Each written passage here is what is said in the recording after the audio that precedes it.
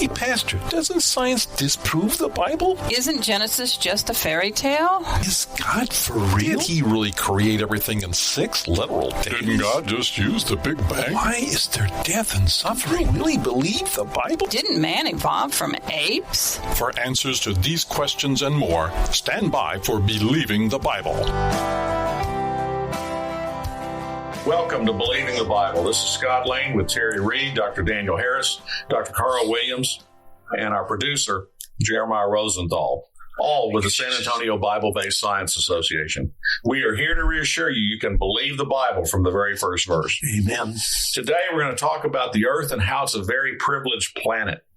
One of the things we go into is that it is a world that could not form without help. Daniel, when I make that statement, it couldn't form without help. What do you know about that thought?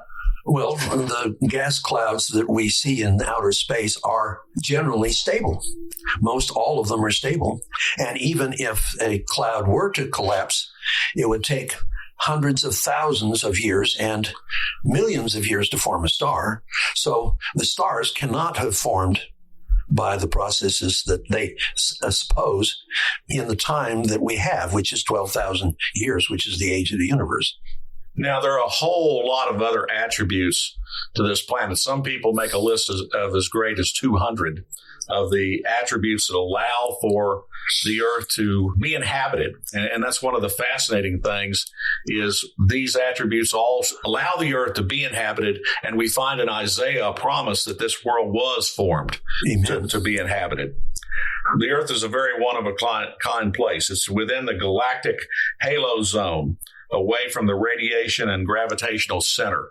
What would you comment upon that, Daniel? Well, it's sort of irrelevant, really, to the issue of the origin of the Earth, because the Lord could have put us in the center of the galaxy if he wanted to, or put us anywhere else. He just happened to put us in a place that makes the universe more accessible and visible, more easily seen. Well, that's one of the things, if you ever do see the Privileged Planet film, yes, is that he not only formed this place to be inhabited, but in a special place to where we could see his creation. That's right. And that's one of the beauty of being in that galactic halo zone, somewhat between arms, not within the clutter of the center of the galaxy, to where we can see his creation. Our sun is a main sequence G2 dwarf. Yes. Now, when people hear dwarf, they think, well, that's a small sun. Truth of the matter is it's larger than 90% of other stars. But if we were, say, like the TRAPPIST system, which is all the rage right now, we were circling in the habitable zone of the TRAPPIST system, which is a small red dwarf. We would be so close to it that we would be tidal locked. Well, what's the nice thing? What are some of the nice things about being around our sun? Well, it is so incredibly stable compared to all the stars that we have ever looked at. In fact, when we've done a survey of stars like the sun that we can see that are reasonably close so that we can observe them accurately, we find that the sun is the most stable of the whole bunch. It has very rare stability. An unusually high stability. The last time we've had a major disruption caused by the sun was in the 1860s. And that's incredible to have 150 years of stability. Which we don't see when we observe red dwarfs and even other G2 yellow dwarfs near us. Yes. It has incredible stability, which we depend on. Oh, yes. If we were having to go through the continual flares that other systems go through, we would have life fried on a regular basis. X-rays would be coming forth, gamma rays. I mean, it would just roasty toasty on Earth. Another point that's made in the film is that we are protected by gas giants.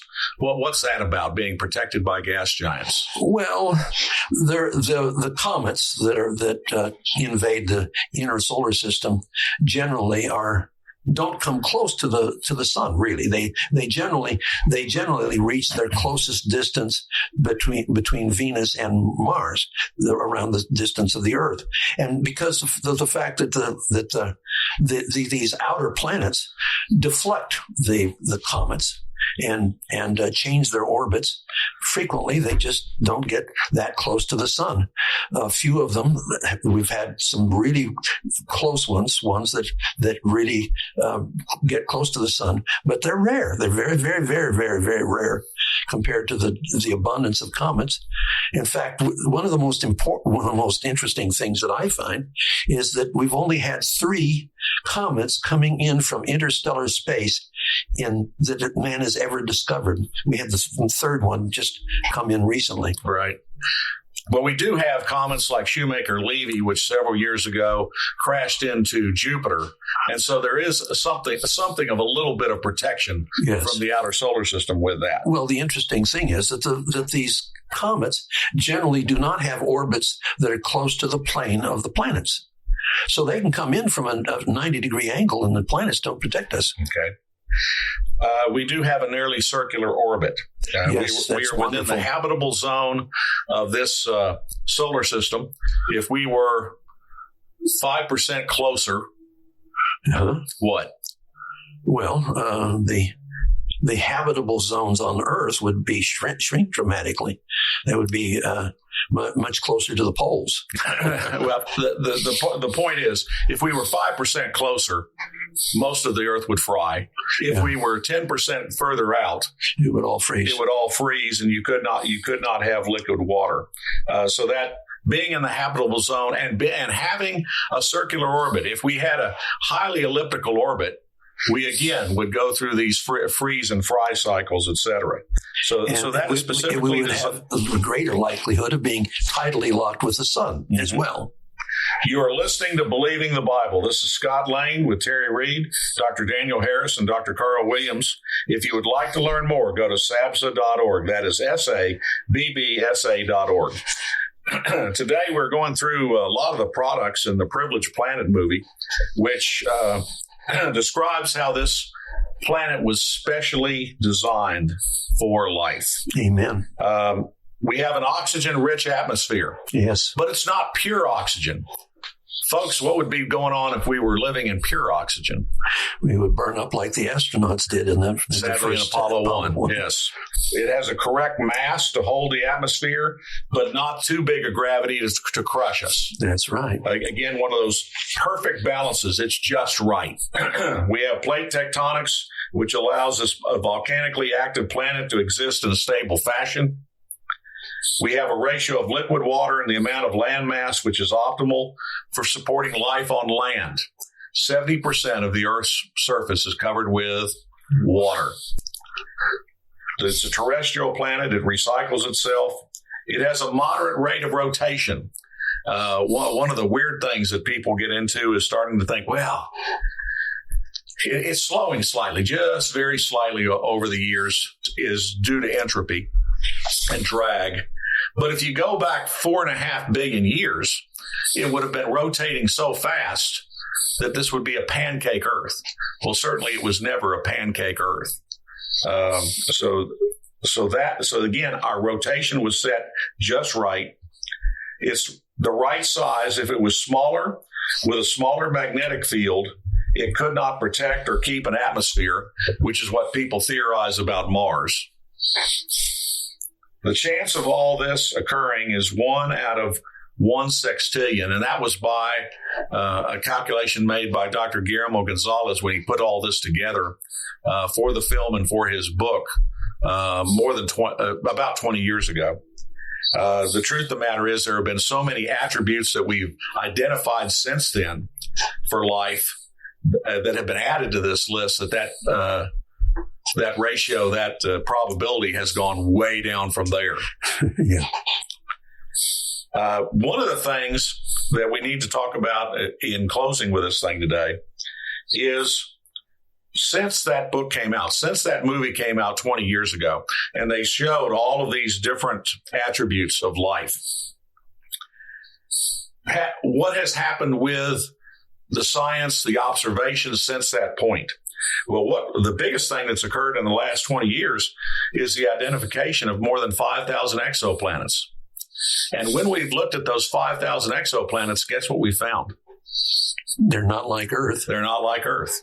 They don't have even most of these attributes, these Goldilocks attributes. None of them have even most, and none of them have all of them. NASA's has bought into the idea that if we just find water, that life will make itself. Yeah. Where on the Earth, we've been working on this in labs now for more than 100 years.